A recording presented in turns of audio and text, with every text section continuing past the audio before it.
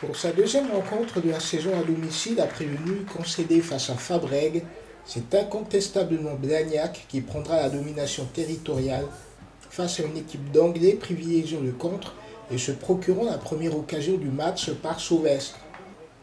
Mais malgré le faux rythme souvent imposé par les visiteurs, Blagnac trouvait les espaces dans la défense adverse et manquait de très peu l'ouverture du score par Robert, de toute façon signalé hors jeu.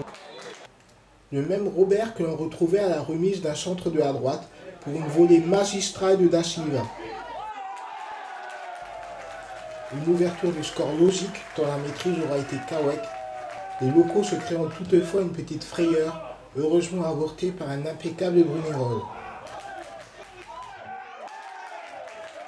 Pas parfait parce qu'il y a toujours quelques lacunes à gommer, mais je pense qu'on a fait un match correct. Avec beaucoup d'envie, beaucoup d'investissement. D'ailleurs, un investissement qui dure depuis le 15 juillet, sauf qu'il n'y a pas payé sur les 3 premières journées. Aujourd'hui, le message était clair, il fallait une victoire, ni un match nul, ni un match perdu, parce que pour nous, un match nul, c'était synonyme de défaite à domicile. Aujourd'hui, les gars ont répondu présent, donc je suis content. C'est de bon augure pour la suite et maintenant à nous de bien préparer le déplacement la semaine prochaine en Coupe de France à Golfech et surtout l'autre déplacement qui va venir juste après à Villeneuve.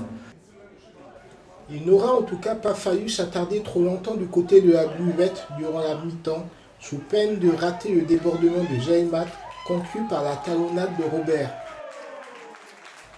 Et le break ainsi réalisé, Blagnac pouvait s'assurer une fin de match quelque peu plus tranquille, Afkir manquant même de creuser le score d'une tête à bout portant. Blagnac qui aurait encore pu enfoncer le clou sur quelques situations de fin de match, mais préservera son but vierge, notamment grâce au retour d'un défenseur sur sa ligne. Oui, il y a du progrès, on le voit rien que sur l'animation offensive. D'ailleurs, c'est ce qui nous manquait. Aujourd'hui, je pense que les déplacements sont bien coordonnés, les joueurs arrivent à mieux se trouver, donc il y a un changement.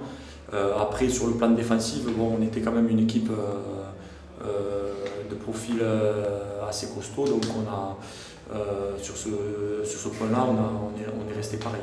Mais sur l'animation offensive, il y a des progrès, mais bon, c'est pas encore, voilà, il y a encore quelques petites lacunes qu'on essaie de travailler et on espère arriver à Villeneuve avec encore un meilleur contenu que ce soir.